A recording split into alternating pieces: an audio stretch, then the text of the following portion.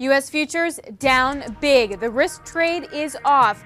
Berlusconi resigns, but Italy's borrowing costs soar.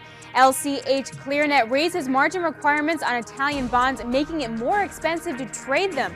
And questions remain as to who will take the reins of the government. How should you handle this big down open? We'll have it for you. I'm Alix Steele, and the morning call starts right now.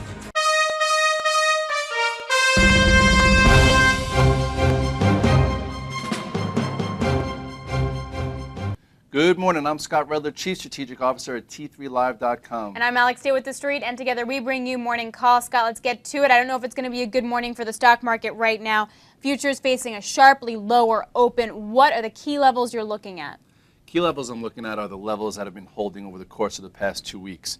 Traders are coming in today. A lot of people have been long. I'm long, trying to figure out if I could stay with this rally. There were no signs of this yesterday. Well, technically the market stocks were breaking out on the S&P. We looked at, we were resolving the wedge to the upside. So you come in today down 28, 30 handles or more on the S&P. You have to have the right plan in place in order to manage your positions, and you really have to figure out what time frame you're trading on, whether you're a long-term and you're just going to ride it out, which don't get emotional then, or if you're a trader and you're trying like a mid-term time frame, how are you going to handle it to see what kind of commitment you have to what has been a very bullish tape. All right, so before I ask you how to trade those two time frames, let's go to the chart and see what the key levels are. Okay, there you go. S&P, take a quick look here. As of yesterday, it looked like we were breaking above this recent downtrend, and it was off to the races to test that 1292 and go. So at this point, that's off the table. So I would say at this, you should be looking at around 1235 to 1240. That is an area that's also an area where the moving averages are catching up. And then below that, you have last week's low, which came in at around 1215.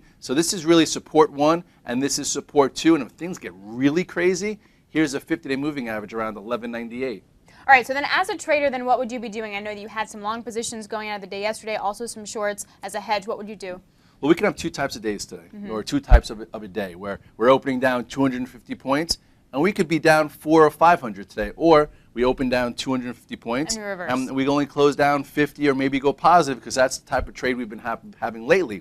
So what I'm going to do is I'm short the spiders, I'm long multiple positions. So I'm going to cover my spiders hopefully into that 1235 area, and I'm going to see if I see any relative strength in the stocks that I'm holding so I could add to them, and then if we get some type of bounce, figure out how far into this down open these stocks go. Maybe some go green, maybe some sectors go green, but if they can't, I'm probably going to sell some, take a step back, and just try and switch gears a little bit, because if we do close on the dead lows today, it could be a bit of a complexion change. All right, then what about for the long-term investor? Do they want to have their go-to list and sort of buy on the way down, or do they really need to sit this one out?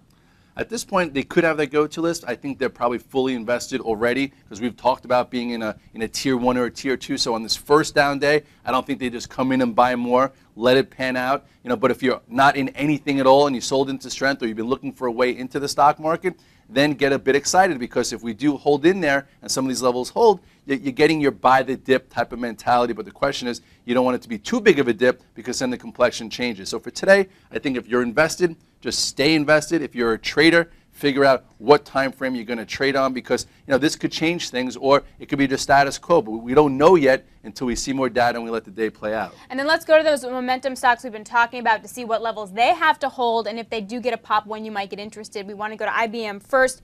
Was near the 52-week high yesterday, also has that 1.6% dividend, so might get some juice from that.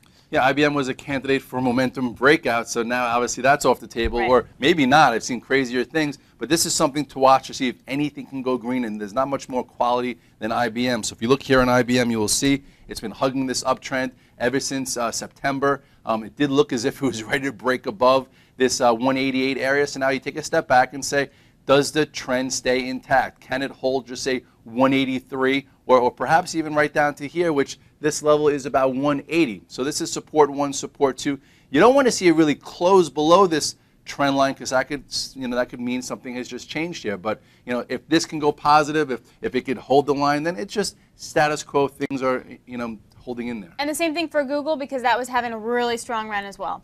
Yeah, Google's a stock that I'm long. It broke above that 599 to 602, gave even follow through yesterday. So today, if you sold some strength, it could be a decent play to buy back as a trader. So I'm going to look at this one also for clues. If you look here on Google, this was the mini breakout. We started buying it in here. It broke above 600, closed around 612.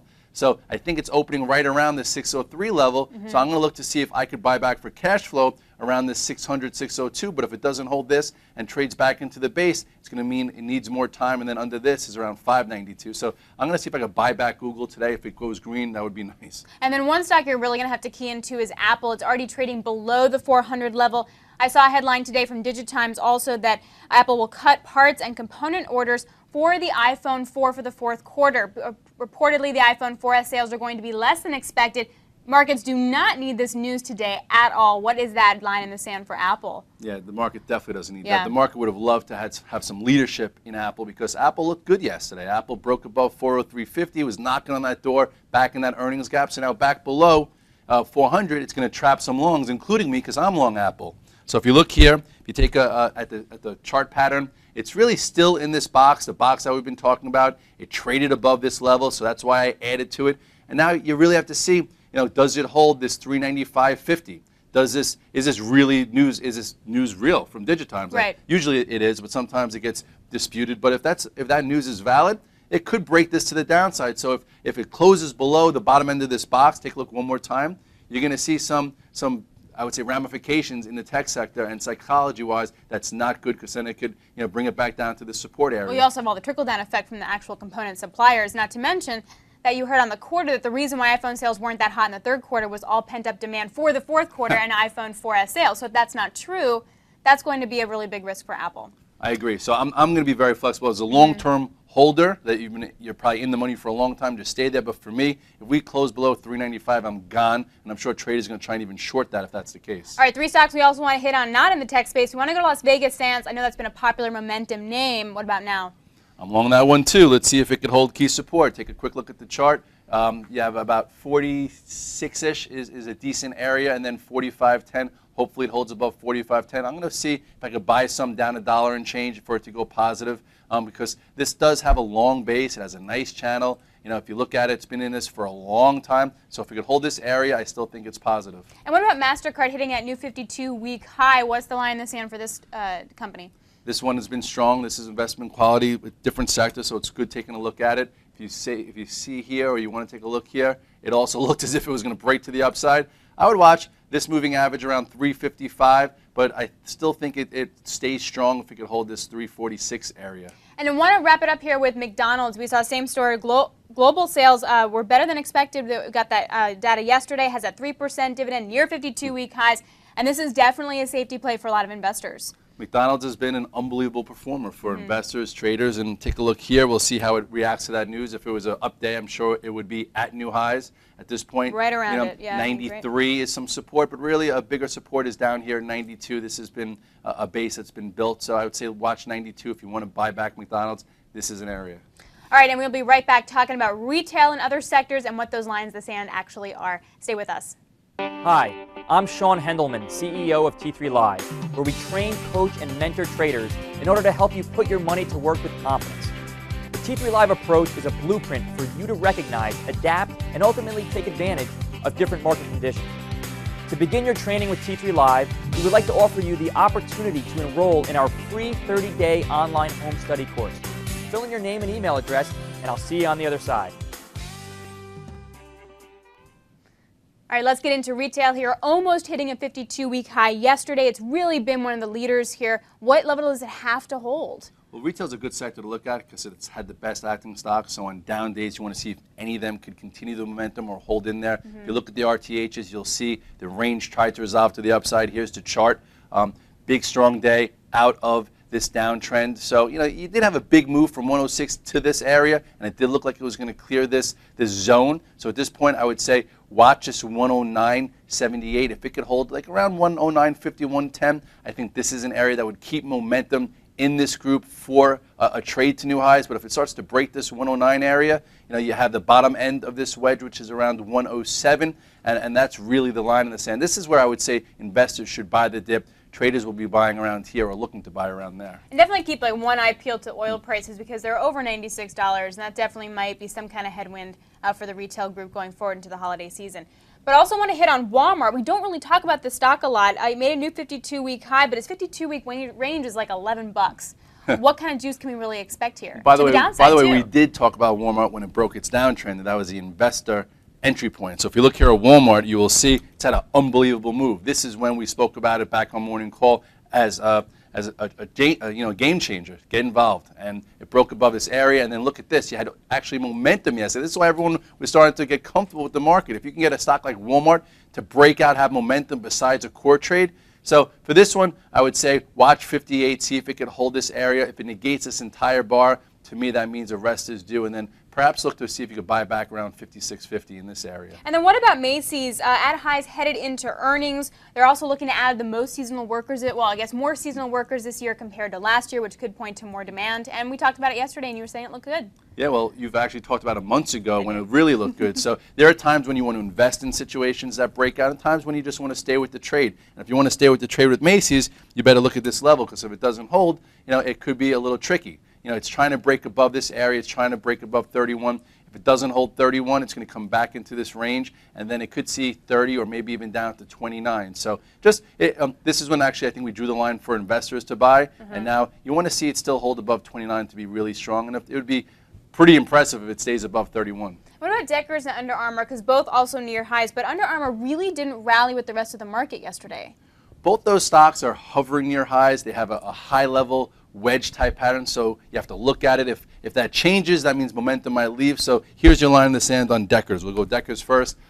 Maybe Patriots lost to the Giants, so Tom Brady fans are a little upset with Deckers. Just kidding. But here's that uptrend. It actually holds in here around 105. This is a bit faulty here. I would have a tight level stop, but you're probably going to, with the open, it's going to be below it. Watch 105. As long as it holds 105, I think it's in good shape. And Under Armour, that level on Under Armour, it's definitely a bit choppy up here. It's probably opening below this key support. So the level here on Under Armour, to me, is around 74, 79. All right, and then what about Lulu? Had a pretty strong day yesterday, but I guess my question is, it wasn't near new highs. So can it play catch-up to the rest of them despite a down market, or do you think it'll just get dragged even farther? Well, Lulu was pretty strong yesterday on big volume. It had a nice article in IBD. That's a stock to look at today for traders because I think some people probably took it home even if they weren't an investor because it looked good. So you want to see a stock that was strong, heavy volume because that's a candidate to go negative to positive within a down tape like today. So if you look at Lulu, I'm going to watch it today also. It's actually one of the few that I didn't buy. It did break above this mini downtrend, still looking good below this macro downtrend. So I would say, see if there's a divergence there, if you could buy it for a negative to positive move. Support here is around 55.50. If this breaks, it could come all the way down to 52 if this market continues to get pressured and doesn't blow off this down open. All right, and we just wanted to also check the temperature of the ETFs, look at those two support levels that you're going to be paying attention to. Want to start with the OIHs. So oil was up over $97 yesterday. Now it's between 95, 96. Would you be shorting here? I know you said not to take shorts on, but it seems like when oil goes, it can go fast. No, well, you can take shorts on, but when we open down 250, you can't just start short. What you do is you see if we could rally. All of a sudden, if the market goes from down 275 only to down 200, and there's no supported commitment, that's when you get short. And then when you go back to the morning lows, that's when you add to it. So what I want to do with with what used to be quick hits, which still will be today, quick support levels. So OIHs for today, I think these are the two levels to watch. Take a quick look here. You have this 125 area, okay, which is a support level, and then 120. Those are the two levels. If the OH is going to stay strong, they should stay above this 120. What are the industrials, the XLI? XLI, take a quick look here. Two levels. You have this area right here, which is around 32.80, and then bigger support down around 32. And then tech, the Qs. Qs. You mentioned the leaders, but Qs right now, just like retail, we're looking to break higher. They are going to be under pressure today with the market. I would say the middle of this zone here is around 57. If that doesn't hold, you got to go to the bottom area, which is around 56. So support 1, support 2. And what about the financials, the XLF? You could argue they could get really hurt today. They can, and yesterday they showed some strength. They suckered me into a little bit more JP Morgan and Bank of America yesterday. So if you look at XLF, you will see, it tried to pop out of this little range here. I was drawing these levels earlier in the week. So if you look here, you have 13 around on the XLF, and then you have 1280, and then you have the moving average down here at 1265. So support 1, 2, and 3. All right, let's wrap it up here with the ultimate safety play. It's going to be gold. It's trading right around 1800. It was interesting. I came into work this morning and gold was down 20 bucks, and all of a sudden it's reversed. So now from that level, it's up about $30. Is this going to be the safety play for traders, you think? Well, two things happen on these crazy down days. Sometimes gold goes down because you have to sell something to meet margin calls, or sometimes they just think that, you know what, calamity's hitting and you have to have gold. And with the yields surging through the roof, historic highs, people might think that the euro could be in trouble, so that means have gold. I shorted a little bit of gold yesterday. Short term, it looked like it could have used a bit of a rest. If you look at here at the chart, here was a buy area, there was a buy area, a little bit of a down day. So I was expecting a cute little trade here. And now if we open up above yesterday's high, you can have some other shorts trapped also. This is around what, 175.50, and then you can get a move back to these upper levels. And also I want to point out too that one of the reasons why gold could be showing a lot of strength, especially with the Italian bond yield so high, is that the ECB bought about 9.5 billion euro worth of government bonds last week, and you know what? Didn't do any good. The Italian bonds are still over 7%, so a lot of my gold sources say that the ECB, European Central Bank, will have to backstop the governments. Even though they've been saying no, they've been saying they're not a lender of last resort, that they'll be forced to do that in order to save the euro. So they're trying to say that Italy is too big to fail. Right. They say, well, Italy, well, it is. I mean, Right. there's just not enough money to go around. So in order to get, with the European bailout fund, the EFSF, not getting its act together enough in order to buy those bonds, it's only really left to the ECB. So that's what I'm hearing from my gold sources. So we're looking at an inflation scenario, not a deflation scenario, which is why gold's rallying. And for me, I think safety-wise, for everyone out there, is just trade and live within your means. This market's very complicated. There are definitely opportunities, both long and short. There are definitely long-term opportunities as well. At this point, we're in one of those spots where you could see a lot of calamity take place in Europe. We've been seeing it, but it hasn't affected the market. Today, we're going to have probably clues to the long-term viability of what this uptrend has been since October 4th. At the end of the day, on the recap, we'll talk about what took place. All right, so stay flexible, stay loose, and good luck trading. I'm Alix from the street. And I'm Scott Redler. Make sure to follow us on the virtual trade floor and the chat. We'll talk about some relative strength, some relative weakness, how we're handling this surprising day. And if not, tune in for the recap. Be safe out there.